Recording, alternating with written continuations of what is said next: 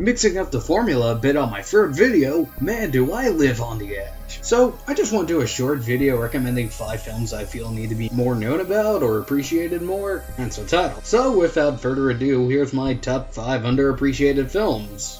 Or basically films I highly recommend. Number 5, Bring It On. True story, I had some trouble with this film at first. It's like I had an allergic reaction to the film, except more violent and more annoying. I'm sexy, I'm cute, I'm popular to boot. I dominate this school. Who am I? Just guess. Guys wanna touch my chest. I'm major, I roar, I swear I'm not a whore. There's something too chipper and Valley Girl about it that drove me crazy. So I stopped the film to watch A Scanner Darkly, which likely belongs on this list. Just think of it as the unofficial number 1. I decided to give it another chance and give it a go, and it's actually really good.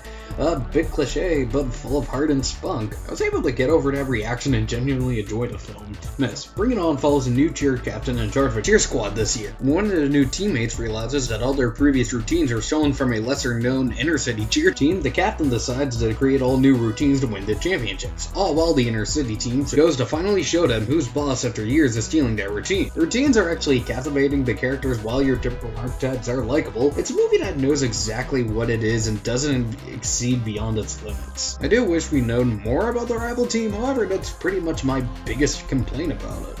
Everything else is fine, and as said before, not great and what you've likely seen before. If it being this teen girl sports film turns you away, I do say you give the film a fair shake. Number 4, Last Days. Gus Van Sant's Death trilogy is a bit controversial, as Jerry is pretty much the punchline in movies regarding being bored to death, and the other two aren't talked about as much. The Death trilogy follows loosely based on deaths. The previously talked about Jerry following the death of a lost hiker, Elephant with Columbine, and our titular Last Days regarding the death of Kurt Cobain. It's definitely a slow burner, but if you can stand it, it's actually a really interesting film. Following what is basically a fictional Kurt Cobain in his titular Last Days, we follow him meandering in his loneliness, showing why in his fame and glory he'd want to kill himself.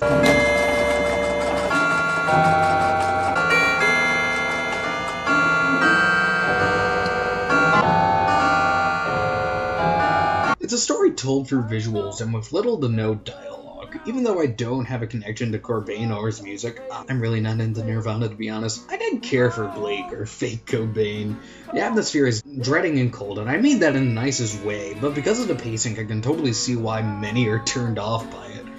But in other ways, it made me connect more with what happened than the documentary montage effect did. Not to say that the film isn't better than Last Days at all. If this all intrigues you, I'd really do say to give it a watch.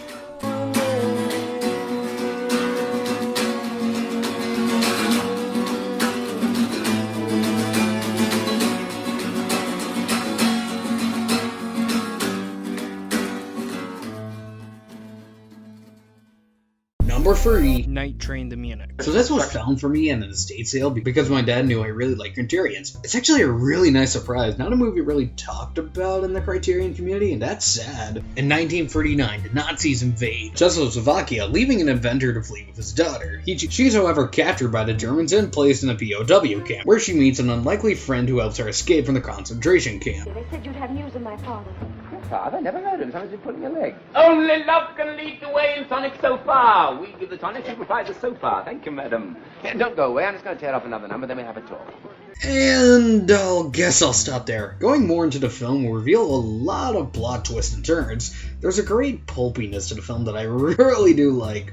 Like, it doesn't aim high for its goals. The film's a fun popcorn movie, but to call it mindless actually does a disservice. The characters are fun and enjoyable, and it's really thrilling thanks to the direction by Carol Reed. Even by 2016 standard, it does keep you on the edge of your seat. It may not really be a masterpiece or have the cultural significance to earn its place on the Criterion, but I feel it earns its place by just being that damn good.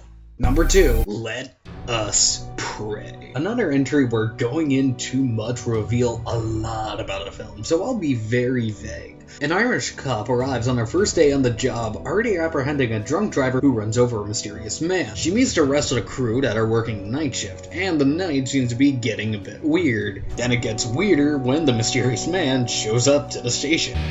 Go to hell. Why bother? All the devils are here. And as said before, that's where I'll stop. What happens is a trip down the rabbit hole of madness and carnage. While many may find the cast of mostly unlikable characters daunting, they are really interesting to follow, and with some you do want to see them get redemption. It's dense as all hell with a sinister atmosphere to back it all up. Again, I don't want to spoil it, but you're in for one hell of a ride. Figuratively and literally. At number 1, A Walk Among the Tombstones. A slow-burning, gritty-as-fuck murder mystery? Don't mind if I do! Based on a novel by the same name of a larger series of books, Private Eye Maxwell Scudder is hired by a drug dealer to help find his wife's kidnappers/killers, revealing a series of disappearances of a similar description. With him is a surprisingly helpful and not annoying at all kid who Scudder reluctantly allows him to follow in his dastardly case. The film is thick with this grim atmosphere that puts you on the edge that even something simple like a scene of someone getting a gun really makes you feel so tense. Well, it's not so much of a whodunit, it's a gritty neo-noir that keeps you on the edge of your seat wondering what just will happen next. I'm actually surprised this has gotten bad reviews. Did we see the same film? It may be the same thing you likely have saw in other noirs, but it's done so masterfully well that it's really no bother. So what? You gonna stab me now with that big knife? It's gonna bother me too, for a long time, I know it will. How much is it gonna bother you? I take that knife away and stick it in your neck. And it's great to allow Liam Neeson to breathe. He's usually typecasted as the action guy, your taken character, I'm going to find you and I'm going to kill you. Yes, but he's an actor who does do more than that. And the film, he really is allowed to portray more than just the typical action hero, even if he's just playing what many may think as your run-of-the-mill detective. It's a movie that's really not for everyone, but if any of this really does interest you, it is right up your alley.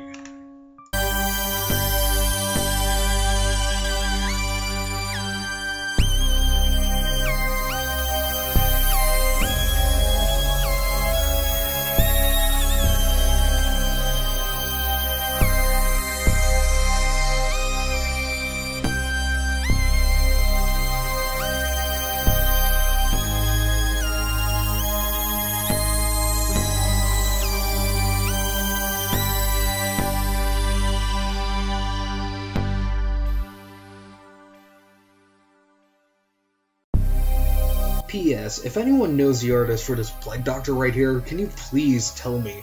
I found it on the internet and I really liked it, so that's why I use it for my profile picture and, the art here. But I really want to give credit to the artist, so if anyone does know who did it, can you please tell me? Because I want to contact them, see if, hey, is this okay? Do I have to take it down? Do I need your permission? And also so I can credit them.